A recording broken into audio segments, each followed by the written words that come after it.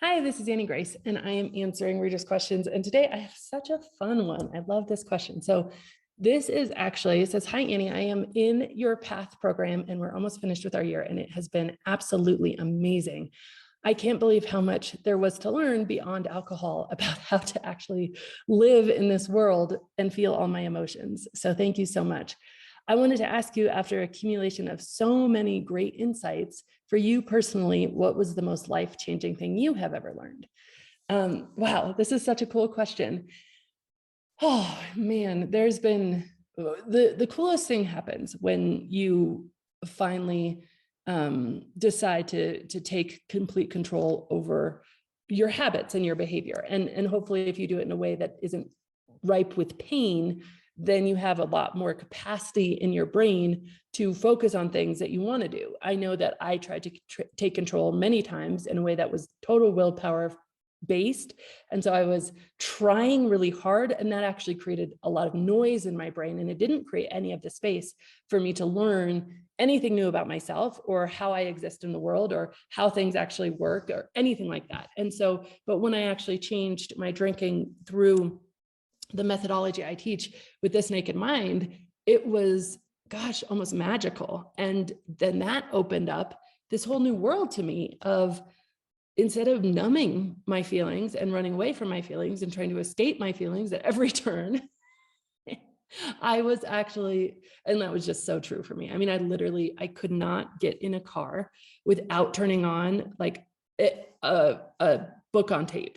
And I know that we don't really have those anymore. Now it would be a podcast or it would be an Audible thing, but I would go to the library and just get oodles of like books on CD or books on tape. And I just had to, even if it was a 5-minute drive, turn on something so that I was never alone in my own mind. Like that's how much I disliked being in my own mind. And so when I stopped drinking, what is left? It's your own mind. That's why actually we spend the second, I shouldn't say second, but the last 9 months of the 12-month program of the PATH focusing on all this really powerful work, is because there's so much to do in terms of really creating a relationship with yourself that you feel content in. It's your primary relationship. And so that experience for me of putting down the drink and having me and me both in my head without any buffer, and finding out, how I was going to navigate that, was one of the most beautiful and intense experiences of my whole life. And I think that, to answer the specific question, which is what was the most life-changing thing I had ever learned, I think it was one really simple concept that was really difficult for me to actually come to terms with and grasp. And by the way, it's still difficult for me to come to terms with and grasp. And that concept is this: that everything in my life that I am experiencing, I have control over how I experience it. And our default is to look outside of ourselves and to say, oh, but it's this circumstance. We can create these stories. I remember when I first started hearing people's stories, especially on the podcast, and maybe they would tell me a story about someone in their life who was just so difficult and how they were being treated by this person. And I would just identify so much with their story. I would be like, yeah, oh my gosh, that person is awful. How can you handle it? Oh my gosh. And, and then all of a sudden, I became a person who started to question my own stories of, this circumstance is so bad and it's just everything sucks because of this reason, or that person is just who's making me miserable, or if they hadn't done that, I would be fine, or if this hadn't happened, I would be okay. And, and I started to question my own stories and be like, well, and ask, I would say, the most empowering question I ever started asking, which was, in every one of those circumstances, in every one of those relationships, in every one of those stories, I started asking myself, what am I making this mean? And that question, that redirection of everybody else and everything else is to blame, to, there might be a lot of stuff happening externally. There might be a lot of people who are difficult. There might be a lot of circumstances that are not pleasant, that I don't like. There might be a lot of hard things. But the truth is, I can choose how I experience those hard things by deciding what I am going to make the person, relationship, situation, circumstance mean. And when I started to ask that question, everything opened up, because all of a sudden my focus and attention was not on things that I could not control. It was on these external things, these painful things that I had no ability to control. It was on the one thing that I could control, which was my own meaning of whatever was happening in the world. And I love to give this example. It's like my favorite example of two different meanings.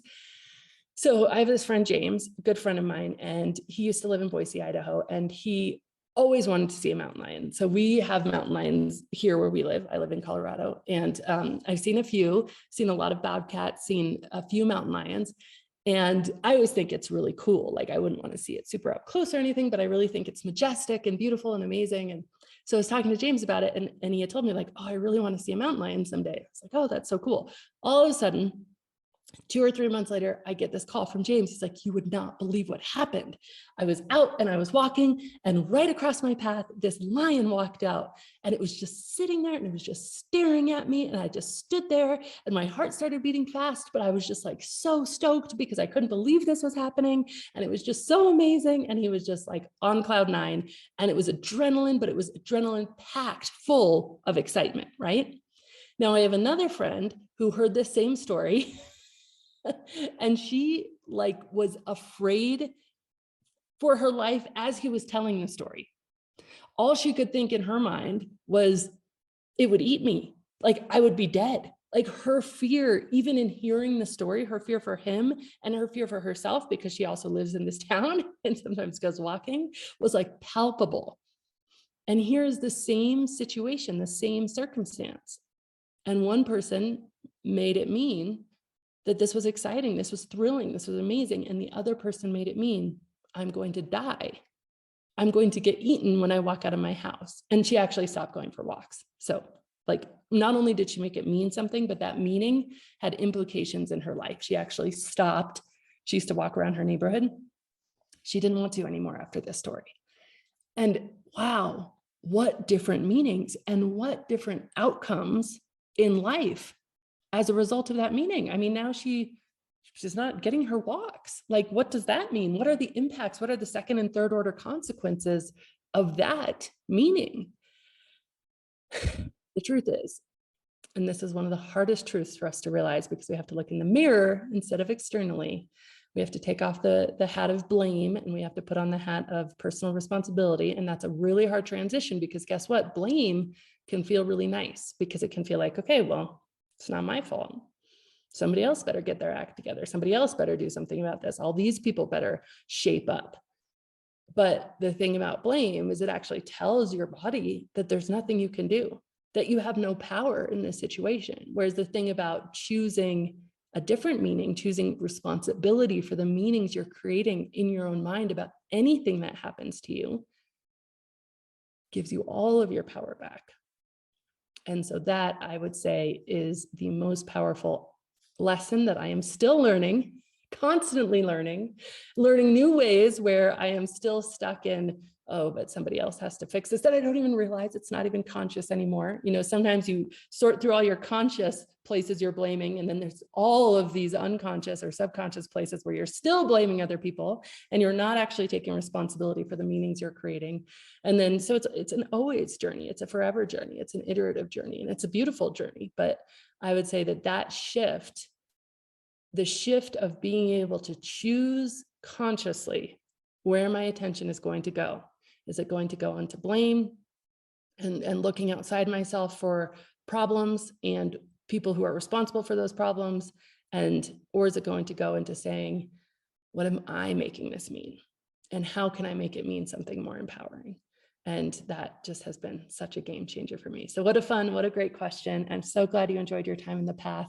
It is such a transformational and literally life-changing program and experience. And I just thank you. What a fun question to answer.